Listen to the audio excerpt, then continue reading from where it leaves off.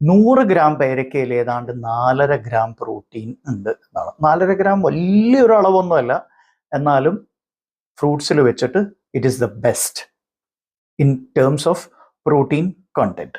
ഇനി പേരക്കയുടെ വേറെ ചില ഗുണങ്ങളെക്കുറിച്ച് നമുക്കൊന്ന് പറയാം.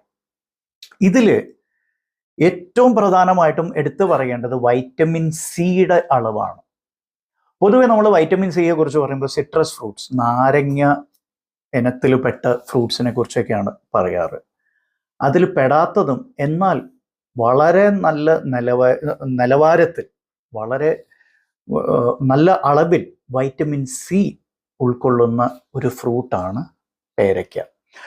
അത്യാവശ്യം ഫോളിക് ആസിഡ് ഇതിലുണ്ട്. അപ്പോൾ പേരയ്ക്കൊക്കെ എല്ലാം ഗുണങ്ങൾ മാത്രമല്ല, ദോഷങ്ങളില്ലേ? തീർച്ചയായിട്ടും ദോഷങ്ങളുണ്ട്. അതിലൊന്ന് ശ്രദ്ധിക്കുക, ഈ പേരയ്ക്ക ജ്യൂസ് അടിച്ച് കുടിക്കുന്ന